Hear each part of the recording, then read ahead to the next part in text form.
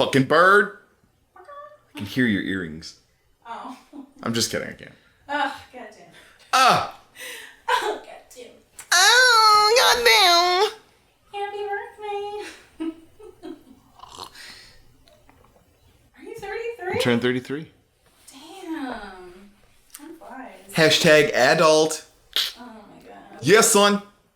What you gonna do with all that adulting I do? Hey, I'll ask the questions.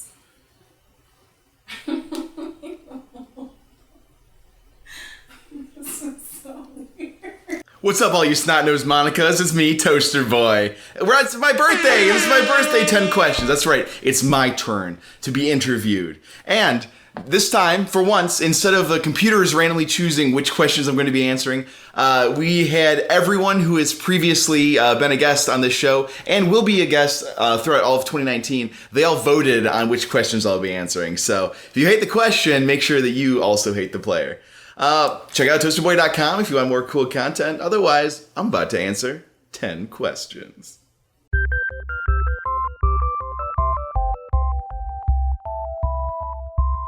I think you'll enjoy this one. Are you straight up doing me when I do these interviews? Yes. Sphere's behind the camera, by the way. It's her turn to actually ask them. And she's like doing all the stupid shit that I do when I'm hosting it. Yeah. Hey, let me ask you. It's great. No, I love it. Okay.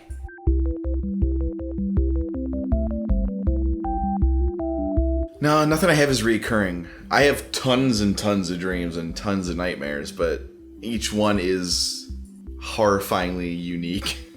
Each nightmare I have is horrifyingly unique. When I was really, really little, like when I was a real little kid and I first started like being aware of like, I have dreams every night. And like I'd wake up every morning and tell my mom like, I had a dream about blah last night. And she'd be like, how the fuck do you remember your dreams every single night? She didn't drop an F-bomb. I was too young for that. She would now. But I would consistently have a dream that my sister and I were in the backseat of our van going down the road, a certain road in our hometown. And it was always the same road. It's like this kind of like hilly road. And we'd always be kind of coming down it. And by the time we reached the bottom of the hill, we realized there's nobody actually driving the car. It's just us like in the backseat of this car. And like, but it would continue driving normally and fine.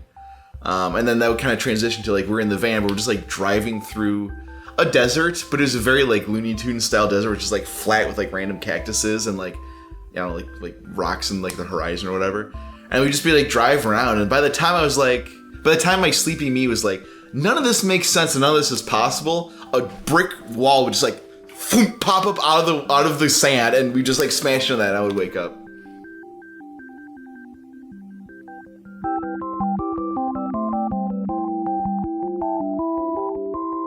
It's a very interesting question. Whoever wrote it, clearly a genius. They're not pants, but they definitely count as legitimate lower body coverings. And since colloquially we would call lower body coverings either pants or shorts, in that sense, yes, leggings are. If you're rocking a ton of camel toe, moose knuckle, or butt crack, I mean, just wear like a long shirt over it or something. Because it's one thing to be like, okay, cool, you're comfy. It's another thing to be like, here's my business, and like force that upon people. Because let's be honest, most of the people who are showing off that business in leggings, those are the people that most people don't want to see their business. It's like they're smuggling like a 12-pack of baked potatoes, like right between the stomach and the crotch. You know what I'm talking about? It's like 8 baked, it's weird and lumpy. And nobody wants to see that. But besides that, leggings are fine. It's like 6 dragon fruits and like 1 screaming infant, and you're like, why is it moving now? Is that a full colostomy bag strapped to you? Fuck. Empty it. Don't be in public with a full one. Something.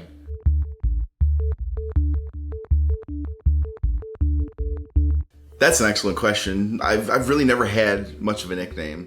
I don't know, sometimes in written text people would be like Shawnee, and occasionally in high school Jess Pearson called me like Shawno, I guess. But like I've never really had ever a nickname.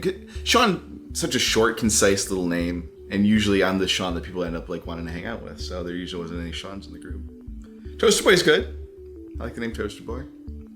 TB, Berculoso. Any of those works for me.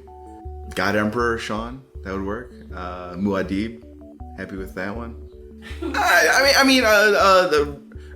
Ruiner of women for other men. Accurate. Slagathor. I'll respond to it. Crunch Nut Extreme, the second edition. Goku Compile Unsi no. Any of those are good. Tiffany.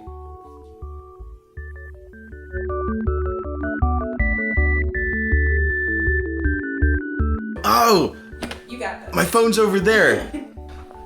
Alright, I don't remember the name of the song. I'm looking it up super quick. It's by the band Hockey. It's from the album Mind Chaos. And the song is called Son of a Bitch, come on. Curse This City. So that's a song that I stripped to. It's a cool like rock song, but it's got like a little bit of like funk and sexiness to it. And it's really cool. It's really cool.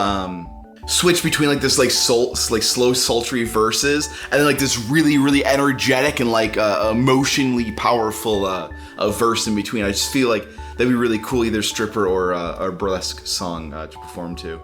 As for my stripper name, Dirk Longstroke. Nailed it.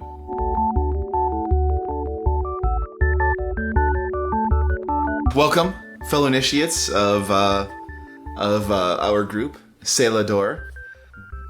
We're really happy to have you as members of our ranks. The 3 key beliefs that you will be embodying, following, and hopefully preaching to others are the following.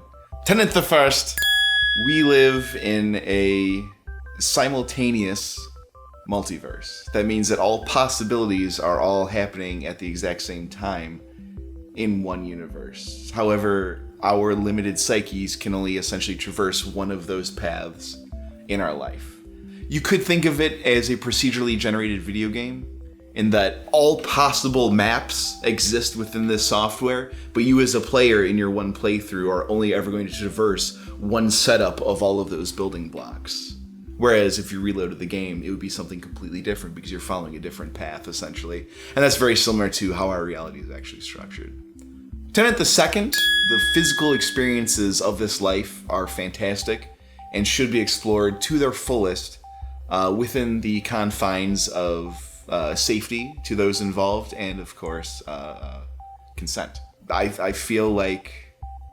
Our tenet includes the fact that anyone who wants to should try at least once hallucinogenics, because our church believes that this will give you an expanded consciousness and a greater understanding of a larger range of possible lives. And tenet the third is everyone has sex with the cult leader. Surprise there.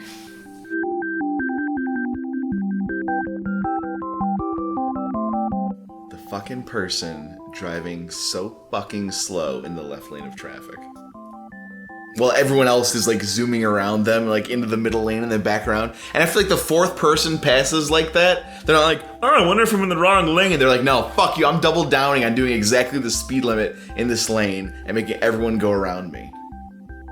After the fourth person goes around you, or goes around someone like that, the fifth person should be allowed to shoot out your tires. I very firmly believe that. There's no excuse. When there's 3 lanes of traffic and you are willfully going that slow in the leftmost lane, that's a choice on your part. You chose that, and you should have to pay the consequences. And I should be allowed to do something about that in the moment. Like just swerve at you. Steal your child. Raise him as my own. To be an assassin. And then have him, unknowingly, hunt down and kill all of his siblings someday in the future. Don't road cross me.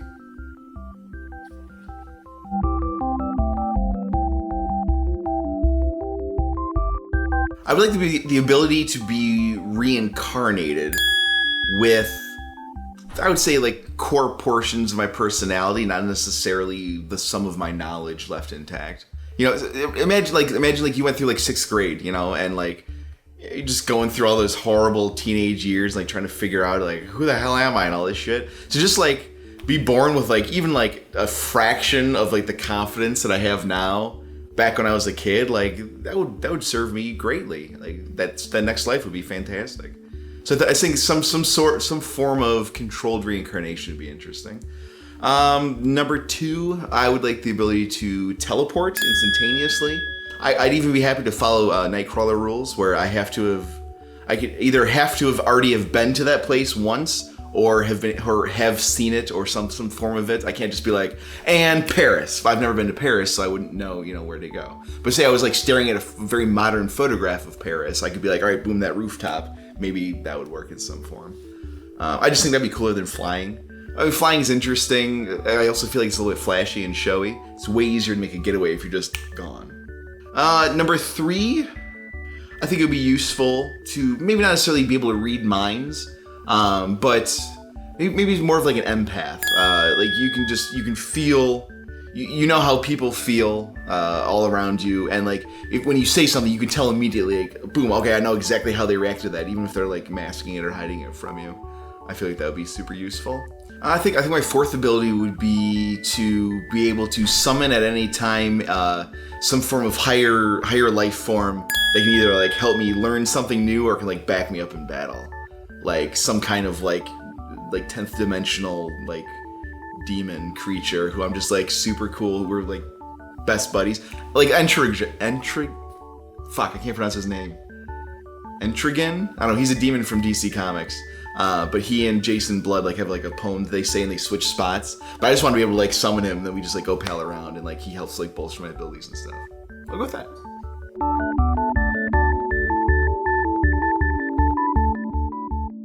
Nothing happens for a reason. Shit is just random AF. Life does not exist for some grand scheme. Life exists simply because some molecules bumped into each other and it started a fucking chain reaction that was self-propagating. That's it. There's no afterlife. There's no real purpose.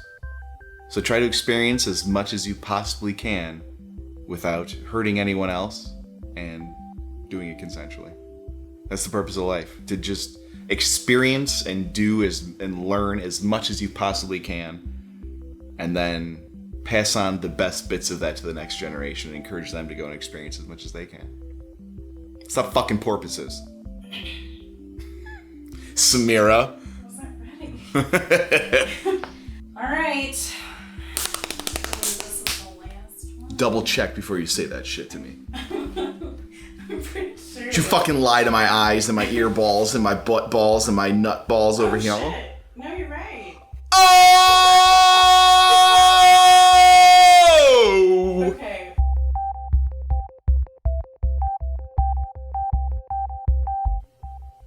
A lot of yelling. If something is bad enough that I'm like, I need to fight this person, it's not like, oh, we're gonna get him outside waiting for it by his car or something. No, I'm gonna leap over the fucking 5-top at the table next to us and choke the shit out of the guy dropping racial slurs at the table over at Olive Garden. I will put his face in his pasta, and as it's burning and seeping into his skin, I'm just slamming his face into the tabletop and telling the waiter, no, put some more cheese on it. He's just grating the cheese over the dude's head. Cheese fight. I have no idea where that came from. That was awesome. Describe your fighting style. Olive Garden! I don't know if your friends want to see the side of you anymore. Whatever. This is the side that I'm doing a bit, Samira. Answer the question before the AC can kick back on.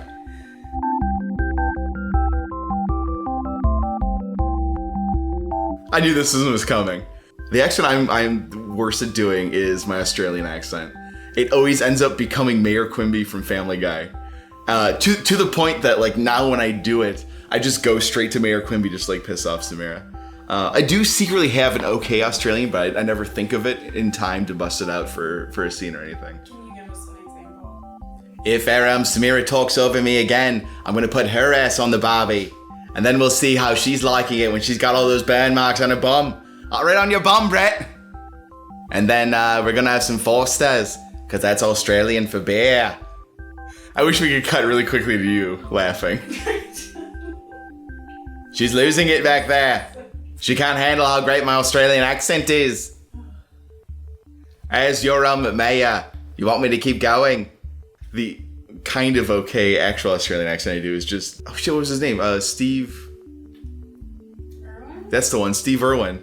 Just going, crikey! Today, we're gonna be going down there and wrestling us a crocodile. Also not good. I know.